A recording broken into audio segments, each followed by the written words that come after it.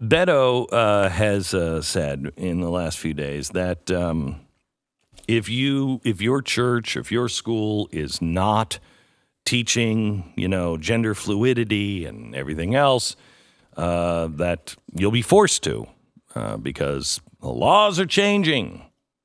Well, no, you're not going to force me because this is for me, this is a religious doctrine.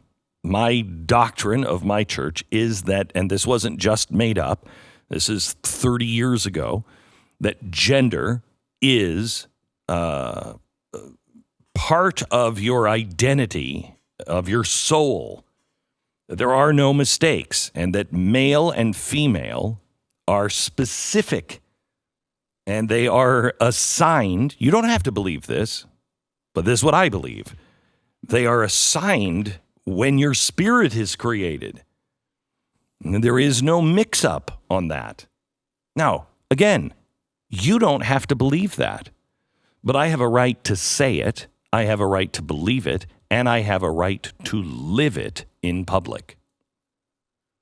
Now, I don't have a right to hate people that are different. Well, I do. You do have a right to be an idiot. You can hate whoever you want.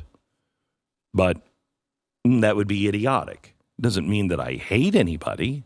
And I certainly am not teaching my children that there should be, violence or they're half people or anything like that. I don't even know who would do that. Well, except for people who believe we came from monkeys, because there's got to be some half people around here, half monkey, half people. After all, it was the survival of the fit species. I'm not sure which ones are fit or not. If you think that this isn't an issue, Ben Shapiro was used this weekend as a guy who said, I'll defend my right and my synagogue's right to teach whatever it is they teach. And if you come to my house to take my children away because I believe in these things, well, you'll meet me at the door with a gun because I have a right.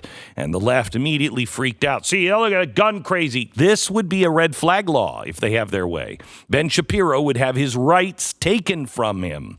But that is exactly what the First Amendment is for, to defend the First Amendment. When the government makes the sexual activization and grooming of a 12-year-old child as state policy, using the threat of fines or jail time for parents who may not choose to have their children instructed how to develop sexual relationships, your right as a parent are gone. When a state is teaching 5- and 6-year-olds how to identify and spell vagina, vulva, anus, penis instead of cat, dog, mom, and dad, your rights as a parent are gone. When the state is requiring first-grade teachers to read My Princess Boy, that reads, Dyson loves pink, sparkly things. Sometimes he wears dresses. Sometimes he wears jeans. He likes to wear his princess tiara even when climbing trees. He's a princess boy. Then when that is required for 7- and 8-year-olds to be read, but Huck Finn, Catcher in the Rye, and The Jungle Book are all banned, your rights as a parent are gone. Schools in Canada and the UK, and increasingly so here in America, have become nothing more than sexual training centers, grooming children as young as 5 and 6 years old for sexually active lives, gender fluidity, and bisexuality. In the name of remaking the world into a politically correct safe space for every possible gender identity, every sexual behavior and proclivity, they have made it the government's business to hypersexualize our children, normalizing ultra-rare behaviors such as gender dysphoria. And they are teaching our young children how to develop a plan around sexual activity and figuring out what could possibly be different and sexually pleasurable. These lessons happen when the kids are pre-teens. Well, children are going to become sexually active anyway. It's a societal problem we have to deal with. You're damn right. It is 100% a societal problem. And that's why I don't want society fixing it.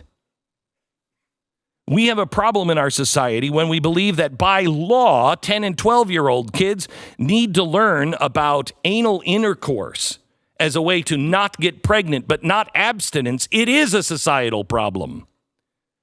The problem is that our kids are more likely to be exposed to pornography than the last generation. They're more likely to be bullied if they're gay. We have solutions for those kinds of problems, and parents have to do their job in the solution. The same as it's always been. The problem is we have somehow come to believe that the only way to solve any perceived ill in the world is for government to act. That is against the Constitution. I have rights as a parent.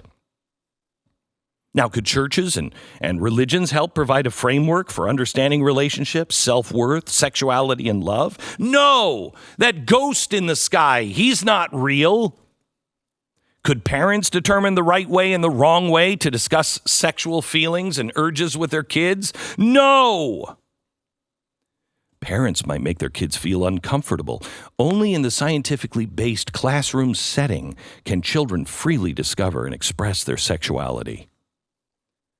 If in your state, your province, your country, your local school district, you don't have a choice about sending your kids into a classroom where teachers are required to teach this kind of content, don't even pretend you have any rights left as a parent. Are you delusional?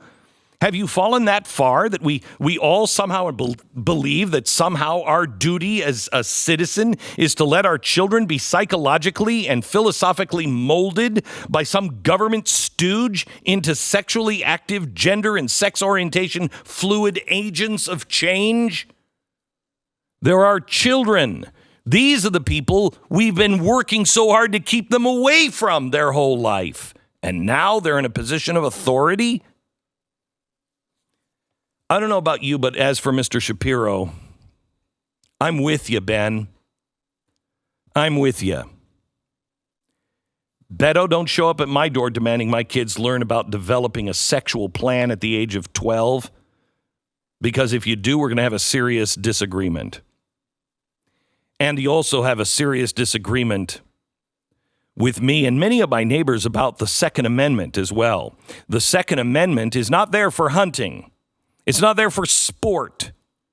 It is there to keep tyranny at bay. It is there for the citizens so they have a way to rise up against an out-of-control government that wants nothing more than tyranny. They want the guns because they that way can control the populace. I think it was said best by Charlton Heston, out of my cold, dead hands. It is never outrageous or radical to defend the Bill of Rights. Don't be a babysitter. You are a parent. Do your job and do not surrender this ground. Beto, stay out of my house. Stay out of my home school. Stay out of my kids' lives. You're not welcome there. I'm a parent. That's my job. That's my wife's job. And we may hire the occasional babysitter, but believe me, I would never hire some creep out of Washington to watch my kids. We're parents. No others need apply.